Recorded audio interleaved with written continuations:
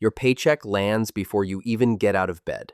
The phone lights up on the nightstand, and for a second, the number makes you feel like the month has reset. Not fixed, just reset. You lie there a little longer than you should, doing the quiet math people do before their feet hit the floor. Rent is covered. The car payment should clear. The credit card payment will not be comfortable, but it will go through. If nothing weird happens, maybe you can leave a few $100s alone this time. That last part is always the hope. You make coffee, answer a few emails, and try not to check the app again right away. By lunch, rent is gone. Later in the afternoon, the car payment clears too. When you open the account that night, the paycheck is still there, technically. It just no longer feels like yours. There was no shopping spree. No big mistake you can point to. You paid the bills that were waiting for you, and somehow the relief from that morning is already wearing off. This is the kind of broke that is hard to explain, because from the outside, your life looks normal. You have a job, you show up, your card works at the grocery store, you are not asking people for money, you are not posting dramatic updates about how bad things are. If someone saw your apartment, your car, and the clothes you wear to work, they would probably assume you are doing okay. And most days, you can make it look that way. The problem is what happens inside the month.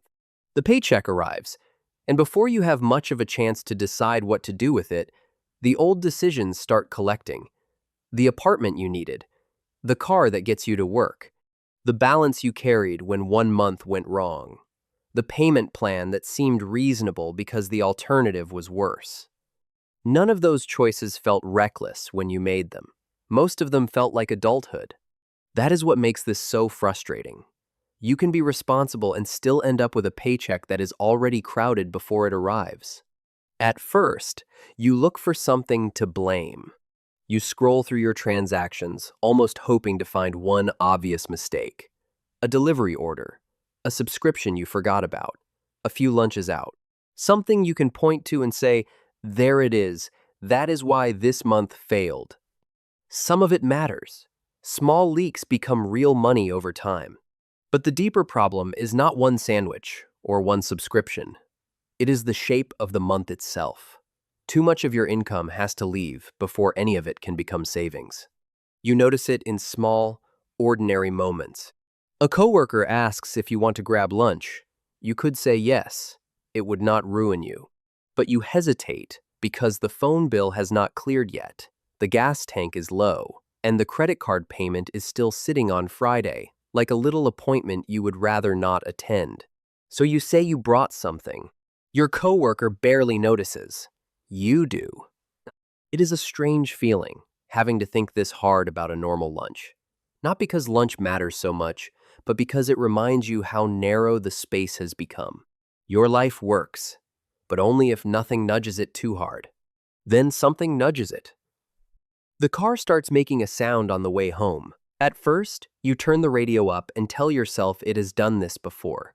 By the end of the week, the sound is louder, and ignoring it starts to feel stupid. The shop calls with a number that is not catastrophic, just inconvenient in exactly the wrong way. A few $100s. People complain about bills like that and move on.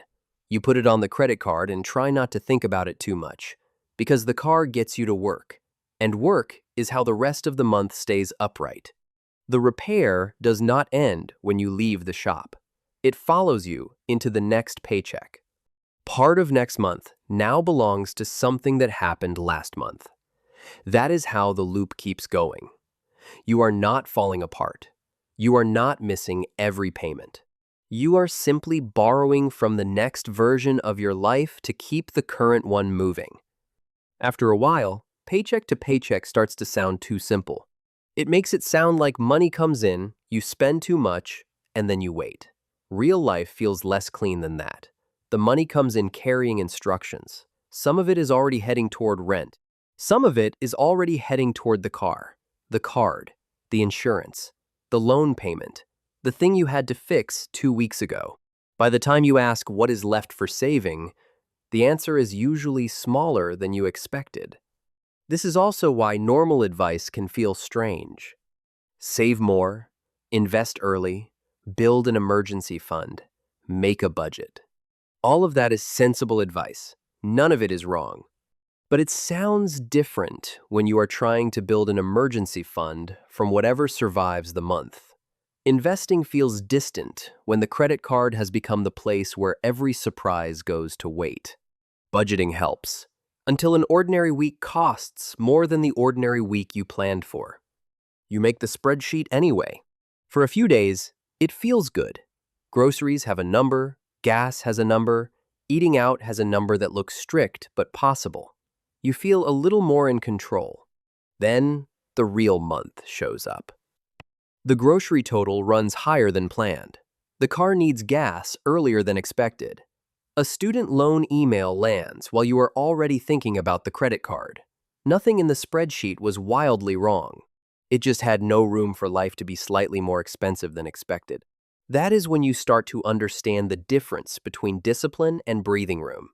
Discipline helps you say no. Breathing room means one normal problem does not undo the whole month. And what you are missing is not always discipline. Sometimes you are missing space. Space between your paycheck and your bills. Space between a small emergency and a new balance. Space between the life you can technically afford and the life that lets you sleep without doing math in the dark. That space is usually where wealth begins. Not with a dramatic investment or a perfect morning routine. It begins when some part of your paycheck can stay with you long enough to become something else. A cushion, a first transfer into an investment account, a repair that is annoying instead of scary. But when the month gets tight, those are the easiest things to delay. Nobody charges a late fee because you skipped saving. Your future does not send a reminder email. Your credit score does not drop because you did not invest this month. So you tell yourself you will do it next time. Next time arrives with the same rent, the same payment dates, and one or two new things you did not plan for. The strange part is that you may still look completely fine. You can have a decent apartment, a working car, a phone that gets paid every month, and a credit score that looks respectable enough. You can go to dinner sometimes. You can buy a birthday gift. You can keep the surface of your life moving well enough that nobody around you understands how little margin is underneath it. But you feel it. You feel it when a friend says, "You should just take a trip," and you smile because explaining why that is not simple would take too long. You feel it when a better job appears in another city, but moving would require money you do not have. You feel it when you think about taking a week off, and instead of imagining rest, you start counting which bills would still be waiting when you got back. That is the real cost. A low balance is one thing. Having fewer choices is something else.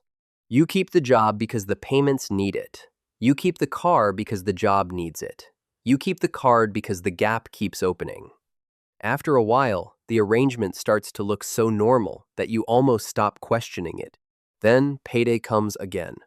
The phone buzzes. The deposit appears. For a moment, the month feels possible. Then, the same old pattern starts moving. A payment clears. Another one follows. You buy groceries, fill the tank, cover the minimum, and try to leave something alone. Some months you do, some months you do not. The important thing to notice is not that you failed. It is that your money has been leaving in an order that puts everyone else first.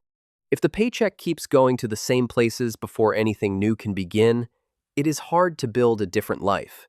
You keep meaning to save. You keep meaning to invest. You keep meaning to build enough cushion that a car repair is just a bad afternoon, not a financial event. But those plans keep waiting behind the bills that are already due. So when the next paycheck hits, the number on the screen is only the beginning of the story. The real story is what happens after that. What clears before you make a choice? What has to be covered because of last month? What gets pushed one more time because this month was tighter than expected? And whether, little by little, you can make sure the person you are trying to become does not keep getting paid last.